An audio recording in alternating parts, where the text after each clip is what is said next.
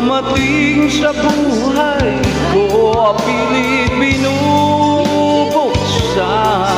ang sarado ko ng puso.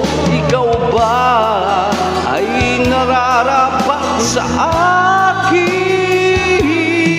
At siya ba'y dapat ko nang limutin? Nais kong malaman bakit